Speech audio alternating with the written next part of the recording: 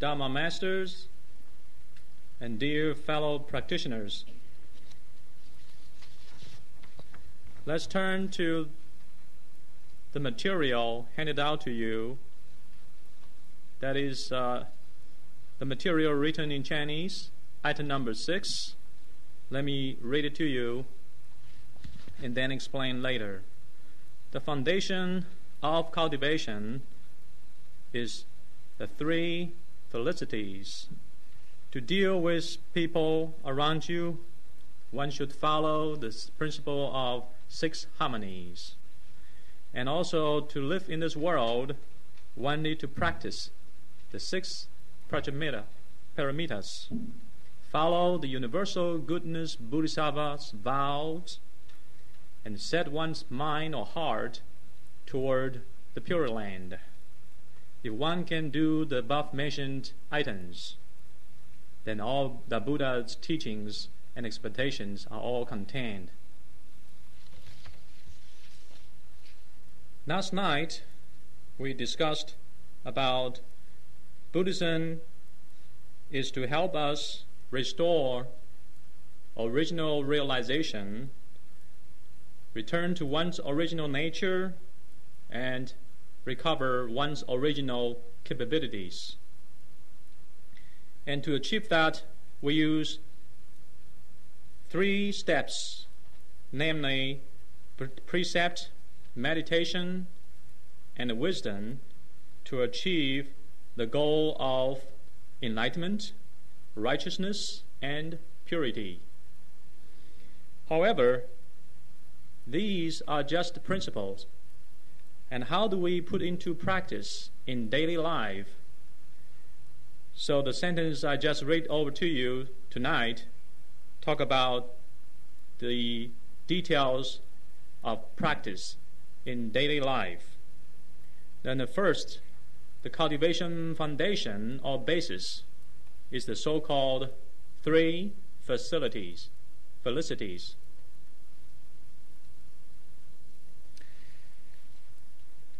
These 3 felicities were mentioned from the Sutra of Observing the Infinite Life.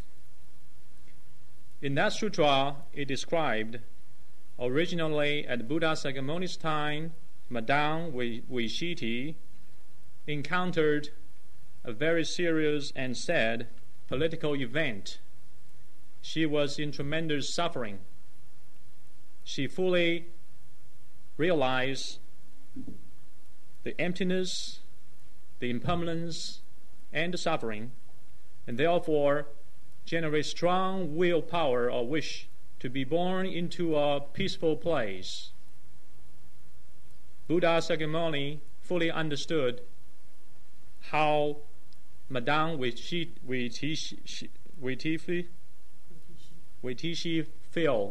felt, and therefore utilized Buddha's supreme spiritual power and display in front of her all the pure lands of all Buddhas of all the universe, just like we can see from the TV of all the wonderful world of different Buddhas. And then let her decide which one is most suitable or desirable for her. And after seeing this, Madame Witishi chose Amitabha's Pure Land of the ultimate bliss. So it was Madame's personal decision and not Buddha's suggestion. And then she asked how to be born into Buddha's Pure Land. Buddha replied with a big smile, and that smile signifies that this is a very wise decision, and it's a compliment from Buddha without language. Because the selection among all the Pure Land is Amitabha's Pure Land. This is a very wise decision and is highly praised. and support by all Buddhas in 10 directions. Before Buddha Sakyamuni explained in detail about the Pure Land, Buddha Sakyamuni mentioned in order to be born and close with Buddhas in any of the Buddha world, whether the Buddha is the past, present, or the future Buddhas, the following 3 things are the common requirements. They all have to have these 3 felicities.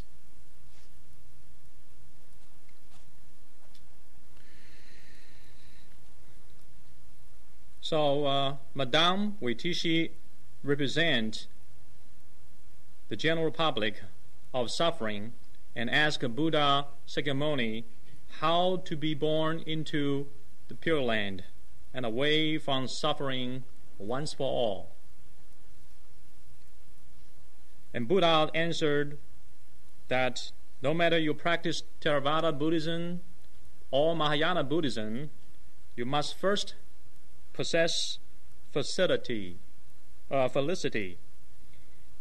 And therefore, he mentioned the following 3 general requirements or prerequisites. The first one contains 4 items. That is, to love, respect, and support one's parents. The second item of this first sentence is to respect and follow teachers' teaching. The third item of the first sentence is to be loving, kind, and compassionate and abstain from killing. And the last item of the first sentence, or the first felicity, is to cultivate the 10 good karma. Then there are second sentence and a third sentence, which are corresponding to Mahayana felicity, Theravada felicity, and felicity to be born in heaven or human realm, respectively. Because if we cannot be a good person, then we do not have the foundation to be born as a human being or as a celestial being next life. Without the foundation of be able to be born as a human being or celestial being, then you do not have qualification to practice Theravada Buddhism and become liberated.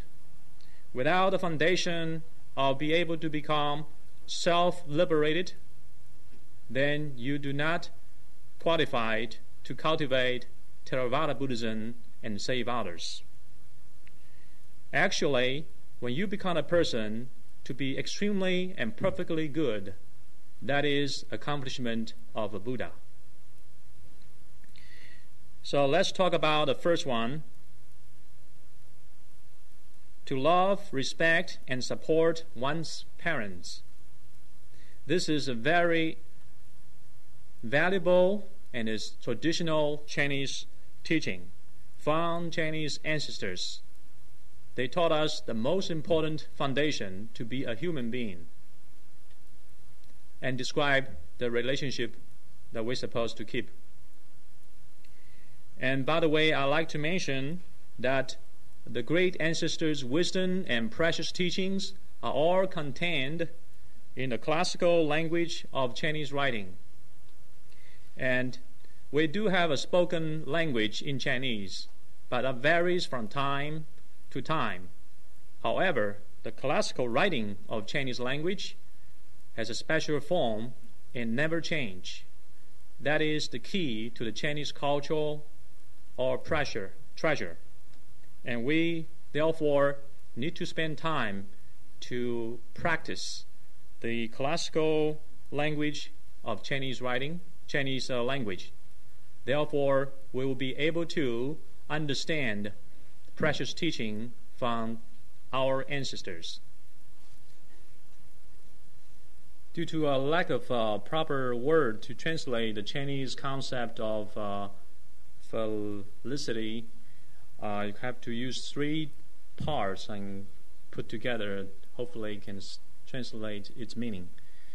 In Chinese, it's called a xiao, but in English, roughly contains love, respect, and support one's own parents. Take a look at this Chinese word xiao, which is made by two parts and is coming from the principle of meaning out of the 6 principles that Chinese characters were created. It's created out of the principle of the meaning. Put meaning together to create a new word or characters. And the meaning was put together by older generation, and the other part is younger generation. There's 2 parts put together to create this word xiao. That means literally that older generation and younger generation are together in one without any differences. And that's why today's so-called relation gap between the older generation and younger generation is also literally separate the harmonious relationship between 2 generations. And that is not the meaning it's supposed to be. So, if 2 generations are in total harmony, then goes back from the older generation to the generation before that, and even all generation prior to the older generations, they should be also in one without differences.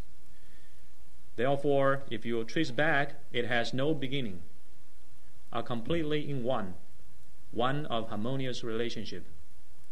And if you go down from the younger generation and the future younger generations, it also in one of a harmonious relationship without any separation or differences.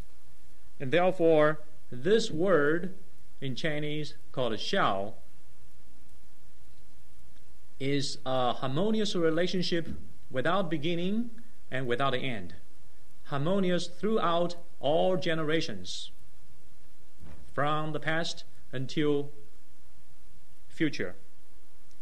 Sometimes a student asks me a question: why should we remember our ancestors and conduct some kind of ceremonies? Well, the answer is, if we do not remember our ancestors, then we will not be able to respect, love, and support our parents. So that ceremony has very profound meaning. If you even love and respect ancestors that you've never seen before, then the parents in front of your eyes will definitely obtain more attention and caring.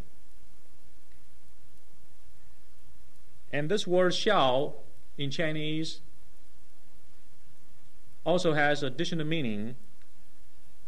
In order to be truly a good son or daughter, we need to support the parents for their physical need and financial life, and also need to inherit their good wishes or desire, and also do things to make them happy.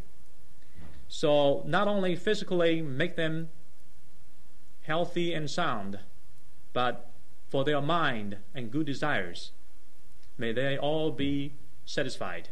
Then you can consider it as a good son or daughter.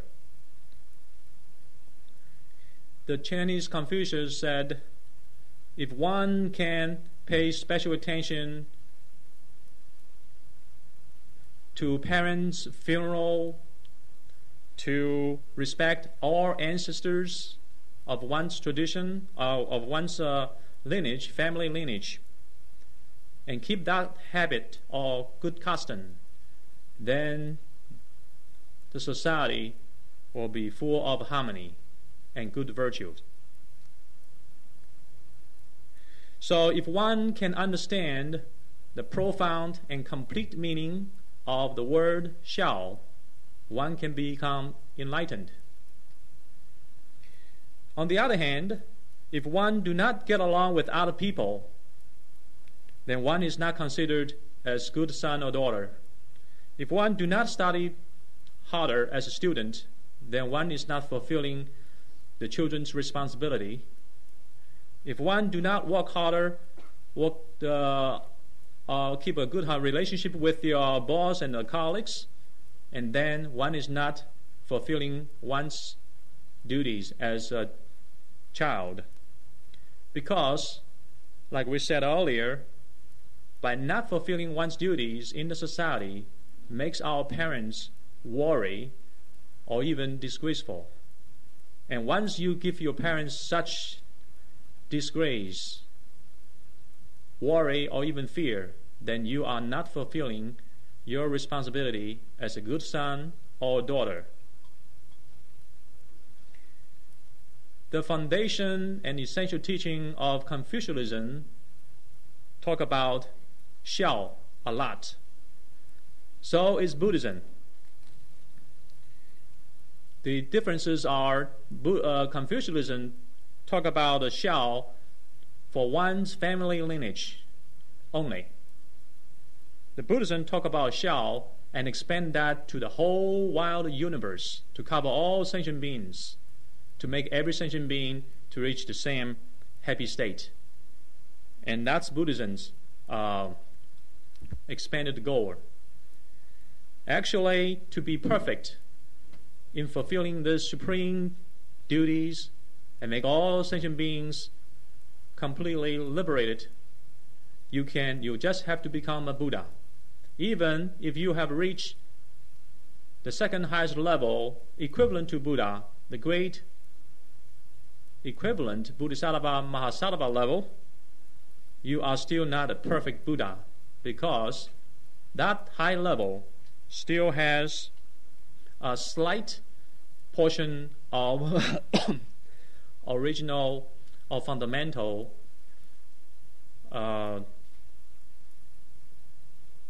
ignorance, not totally eradicated.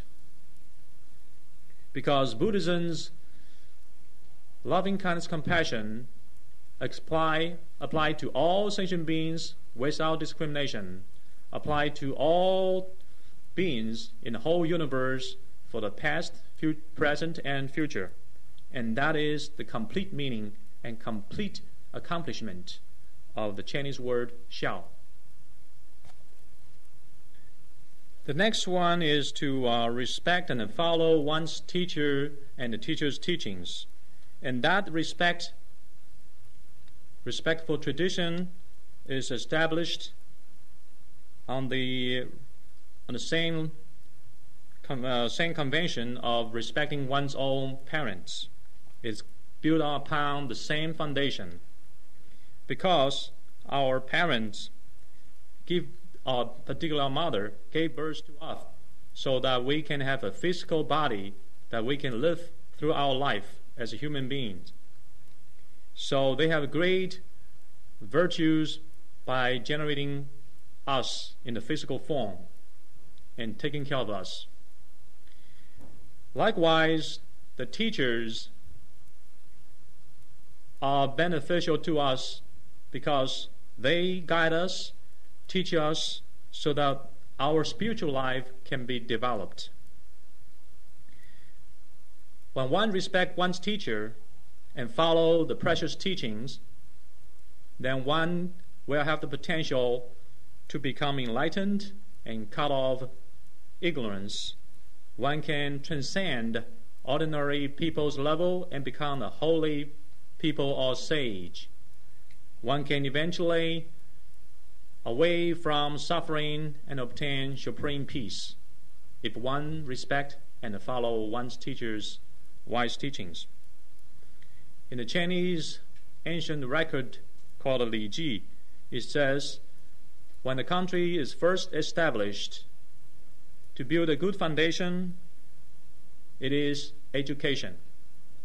So the Chinese tradition realized and emphasized the importance of education and importance to respect the teacher which provide education.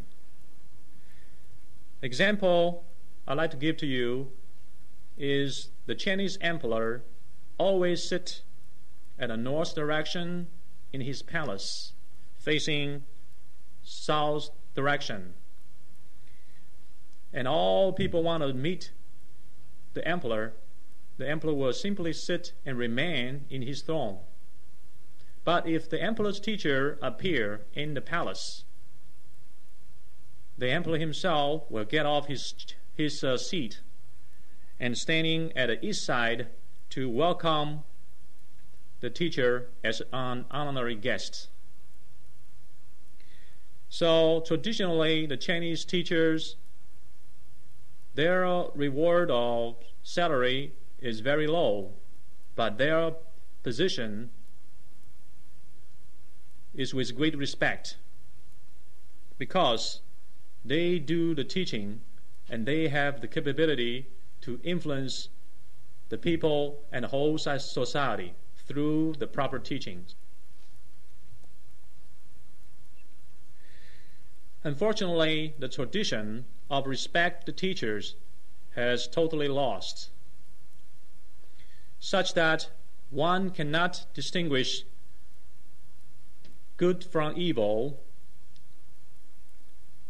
advantage versus disadvantage. We just totally lost the capability to do that. And that is because there's no teachers. Many of you may disagree with my statement. You say, take a look at public schools. There are plenty of teachers around. How come you say there's no teachers? I will explain to you in detail.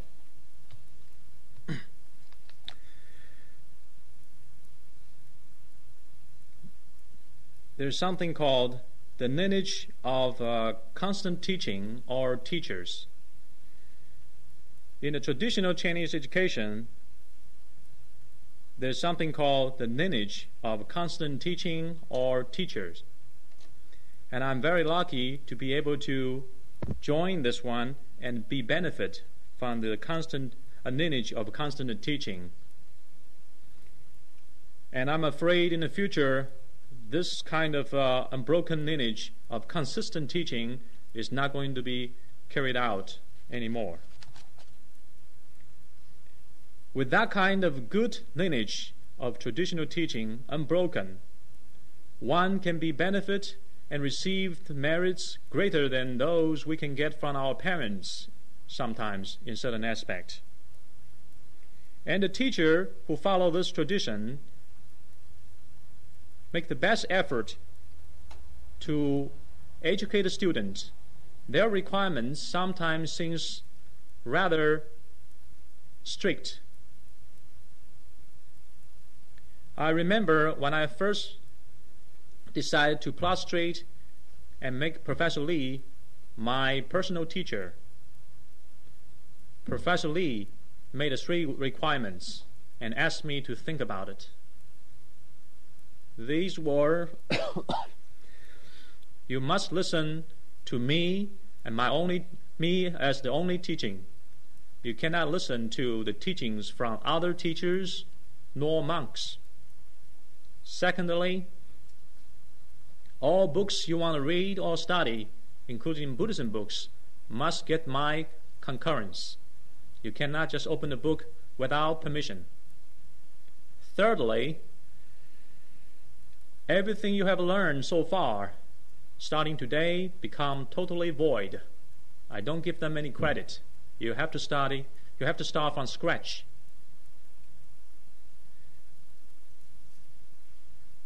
Think about it and decide whether you still want to become my disciple. However, there is a limitation in time. You only need to follow these restrictions or limitation for up to 5 years. After 5 years, you are free to do other research.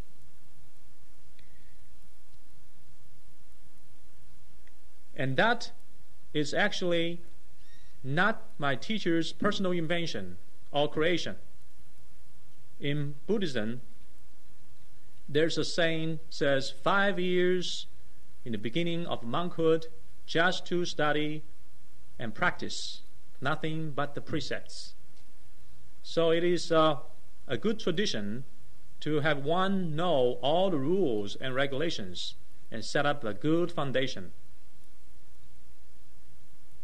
Because if one has two teachers to follow, then there will be two different teachings. One will be confused sometimes.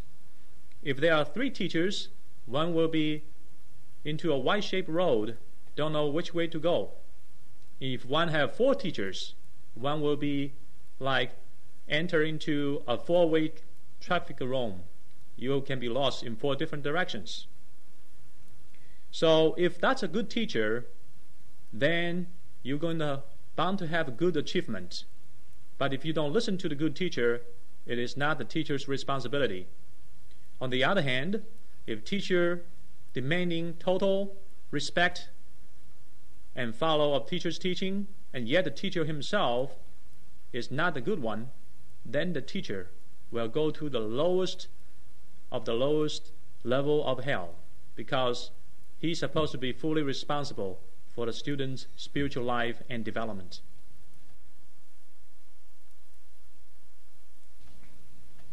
So I paused about 5 or 6 minutes thinking about these rigorous rules and requirements. Then I decided, give it a try. Okay, I accept those rules, 3 conditions. Surprisingly, in only about 6 months or half a year, I began to see the effectiveness. Because not listen to other people's words or teachings, not reading different books without permission, my mind is settled and relatively pure and simple. And then I begin to have insight developed from within. So out of appreciation, I voluntarily told the teacher I like to follow those rules with 5 additional years and still listen to you and not others for more than not just 5 years but 10 years total.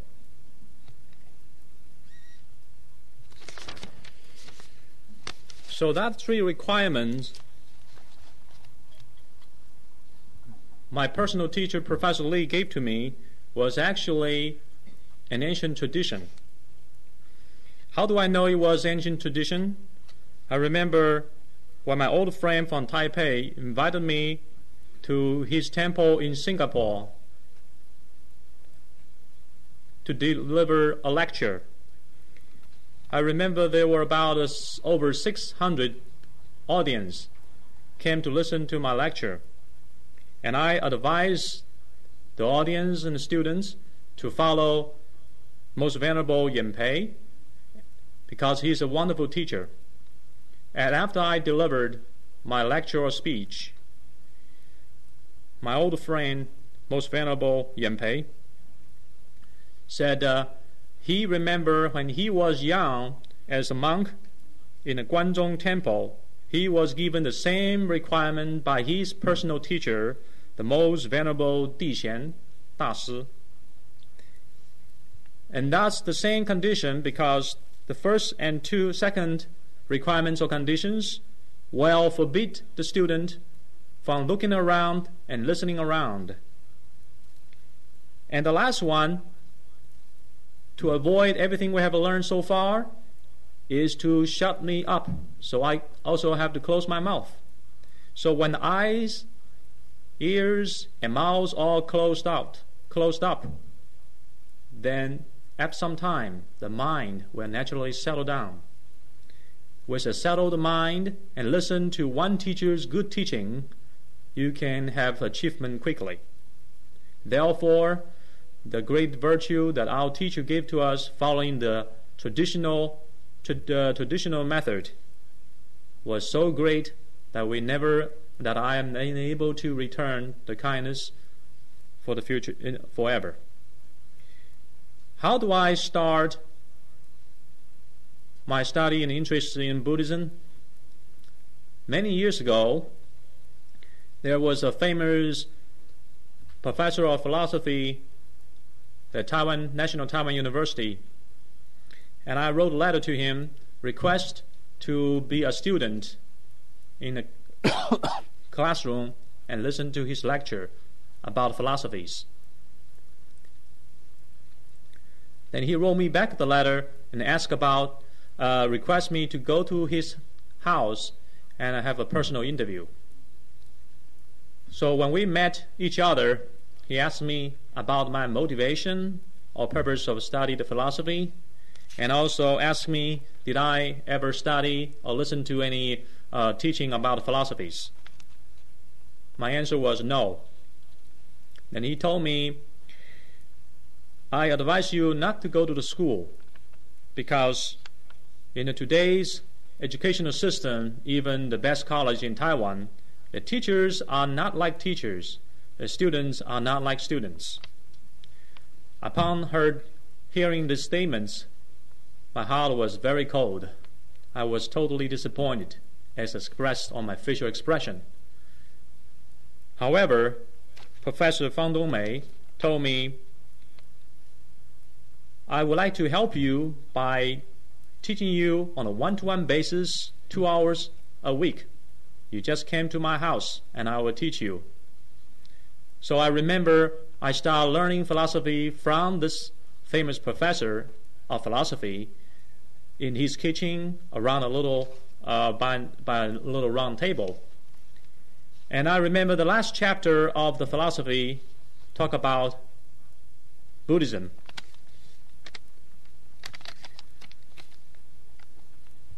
And I still remember today the vivid statement says, the highest philosophy in the whole wide world is the Buddhism philosophy. To practice Buddhism is the highest enjoyment of one's life. And that statement touches my heart. And that's how I become interested in learning Buddhism. And after that one, and I was also fortunate to follow the famous Vajrayana teacher, most venerable Zhangjia Dashi, and after that one, follow one teacher, Professor Li, without other teachers conflicting teaching. Therefore, this old tradition of following one teacher by observing even some relatively rigorous rule is actually helping us not to look around, not to read around, and therefore avoid a confused mind. And that, even think about that today, I'm deeply appreciated to the classical training of the Chinese education. Chinese history, the famous writer of the records of history, Sima Qian, he followed the writer of Zhuo Zhuan, who is Zhuo Qiuming, and was passed away a long time ago. He simply followed the records, the books that he can find from the ancient writer, and just practicing, he then became a famous person in Chinese literature. There are also other examples. The 8 famous person in Chinese literature in the Tang Dynasty. The first one was Han Yu. He too followed the author of the Chinese history record, Sima Qian, and studied all the works. And eventually, Han Yu became a famous writer of his time in Tang Dynasty, and yet Han Yu never met Sima Qian in person because they are at a different time of the history. Similar to that, in Buddhism, the most venerable Yi follow most venerable Lianchi at a different time. However, he followed his teaching, his records that can be collected, and only that teachings, without confusion, without distraction. And therefore, Yi, Venerable Yi Dashi, became a great master in the Chinese Buddhism. Because if you only follow one teacher single-heartedly, then after some time, your insight or wisdom will be developed. Then you are able to distinguish evil from good, evil from good from, or separate good or evil, right or wrong. And with this kind of capability, then you can travel around and interface with other knowledge, other teacher, and you can only be benefit without any sidetracked or become confused, because you already possess the insight, the capability to distinguish. Actually, in Buddhism, we have teachings from Lord Buddha, that is the famous Four Great Vows, which already remind us of such approach in sequence.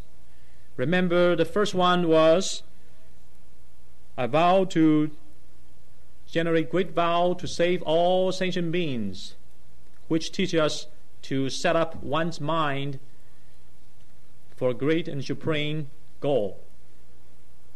And that goal is to save all sentient beings. And second great vows in our textbook says, I vow to cut off all vexations, which is similar to follow the teacher or practicing only the precepts for the first 5 years and nothing else. And therefore, one is able to distract, one was able to separate from vexations and relatively pure in one's mind and be able to proceed further spiritually. And the third vow was, I vow to learn infinite dhammas, or vow to enter into the infinite door of Dhamma. And that is number 3 vows. And finally is, I vow to reach the supreme Buddhahood. Unfortunately, today's Buddhists, they don't start from vow number 1 and 2 sequentially. They start from vow number 3 and learn all the Dhamma at the same time. So instead of obtaining wisdom or insight, they obtain total confusion. And then, with this confusion, they thought they are enlightened. Then they became a teacher to teach other people. Actually, the personal vexations are plenty, not cut off at all. And to save all sentient beings, they are far away from that. They dislike this one, dislike that person. So that's all because they follow in the wrong sequence without the proper approach.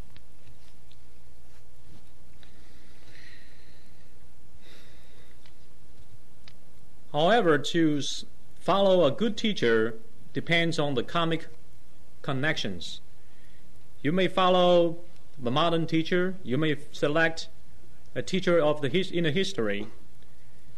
The key point is, no matter which one you follow, you need to follow one person exclusively, and also follow for 5 years for the ancient time people. 5 years follow one teacher exclusively. But for modern people, I'm afraid need to follow a teacher for 10 years and nothing else.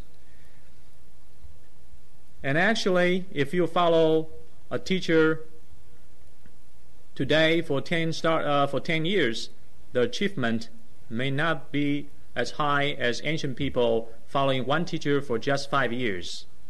The reason is that ancient people, their life and mind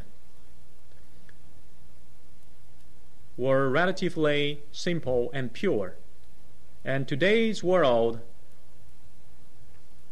our mind and life are so complicated.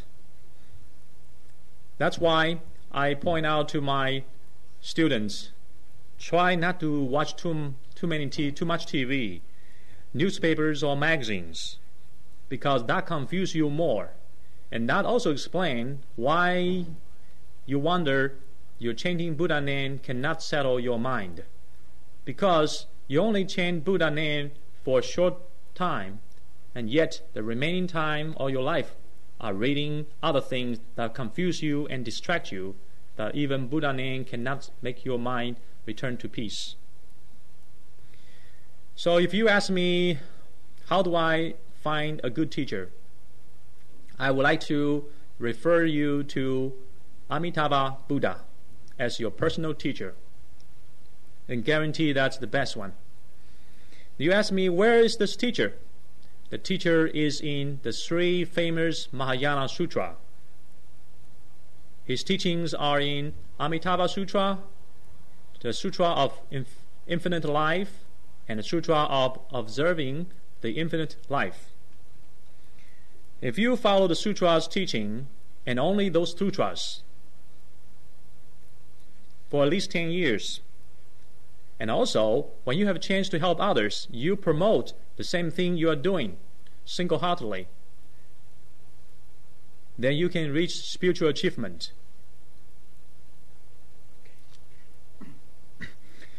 So the above we have talked about how to respect and follow teachers' guidance. From now on, we're going to discuss about to be loving kindness and compassionate and abstain from killing. The foundation of cultivation is to get rid of even the desire of killing others. That is very important. And then the next step, furthermore, one need to get rid of the thought of making others unhappy or uncomfortable. And how to do that? Simply follow the so-called 10 good karma. That is categorized into the body, speech, and mind. There are 3 items associated with the body, 4 items associated with the speech, and 3 items associated with the mind. So altogether, 10 items, called a 10 good karma. The body should be abstained from killing. The body should be abstained from stealing. And the body should be abstained from committing adultery.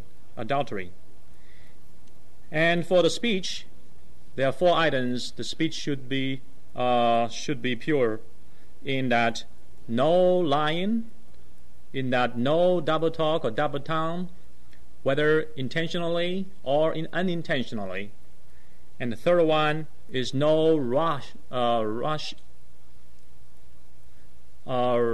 language, hard words to hurt people's feeling. And lastly is no sexually seductive words to confuse people. That's the purity of the speech. And finally, the 3 items associated with the mind or one's thought. Number 1 is to be away from craving desire. Number 2 is to be away from anger. Number 3 is to be away from ignorance. So if a person can follow this 10 good karma, or 10 virtues, then one has planted the seed or the foundation to be born as human beings or celestial beings in future lives. The second felicity contains several items.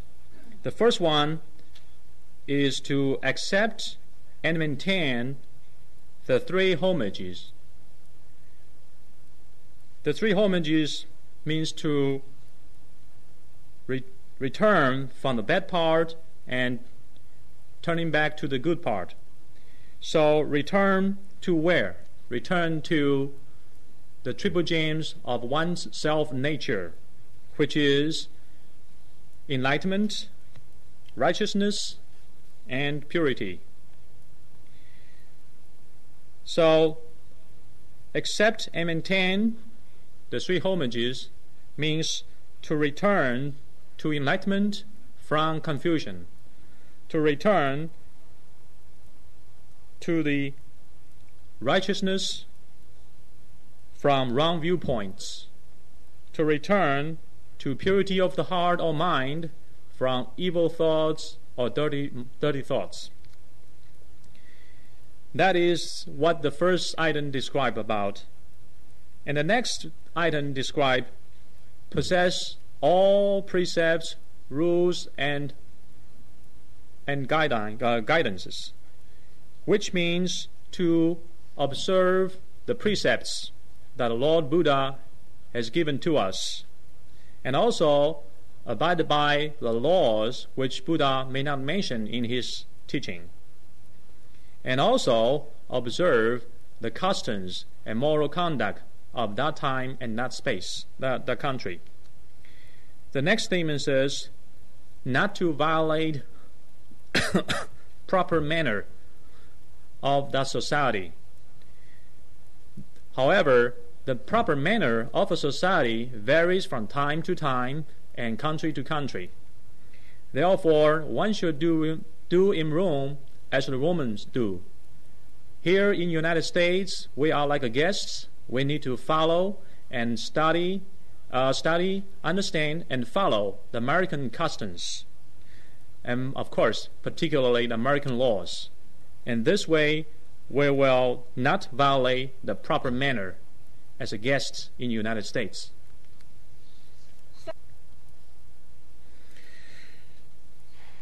So the above mentioned items are equivalent to Buddhism's elementary school level.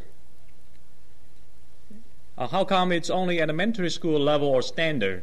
Because it does not contain generating a great Bodhisattva mind.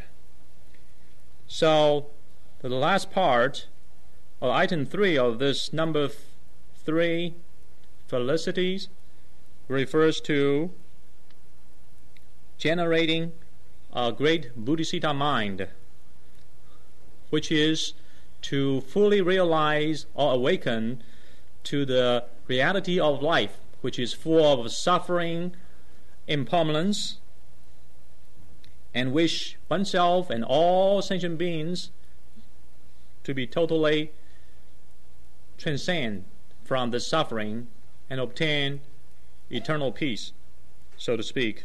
And that is the great Bodhisattva mind. And then there are other items in this number 3 felicity. Number 1, the next one is to deeply believe in the universal law of cause and condition. You see, at this point of time, we have covered all kinds of good virtues and requirements. And how come only at this time believing in the cause and condition appeared? That bothers me for at least 3-4 years, because when a person respects his parents or become a Buddhist, observing the 3 homages, already a very good person definitely believe in the universal law of cause and condition. Now how come at this time they mention to deeply believe in the universal law of cause and condition? Only when I study the Sutra of Universe, then I realized that this is a special kind of cause and condition. The cause is to deeply believe in chanting Buddha's name, and the result is to become Buddha. Even Bodhisattvas, they understand and be a lot of Buddhism and practice a lot of good things. But that's only to the average level of universal law and cause and condition and its observance. But this is a special kind of law of cause and condition. Not all Bodhisattvas believe that. If they ever believe this, they will practice Amitabha name chanting and be born into the Pure Land and speedily reach supreme enlightenment. Then the next part, and also the last part of the number 3 felicity, is to chant, recite Mahayana Sutras and encourage others to do so. Recite the sutra or reading the sutras of Mahayana teachings, which give you a thorough guidance in the spiritual development, will make one reach perfect enlightenment even in one lifetime. And all these so far is to benefit oneself as a practitioner. The very last part is to encourage other people or fellow practitioners to do the same. And that's why eventually we need to promote the Mahayana Buddhism to help other people understand and practice, and eventually all beings without exception to be born into the Pure Land and perfect our Buddhahood. And all this described so far are the conditions or requirements from all the Buddhas in 10 directions and 3 times. That is those are fundamental teachings. Without those, one's good merits are just floating in the air without a deep root, and one will not obtain the realistic and supreme benefit. But if one follow all the above mentioned items, then one's Dharma practice is deeply rooted and is bound to have good result. Important to practice Buddha Dharma and reach spiritual achievement relies completely on this foundation, the so-called 3 felicities. No matter which method, which school you follow, if you do not reach spiritual achievement, it is because the foundation that we just mentioned are not strong or stable. So that's tonight's teaching, and it's very important.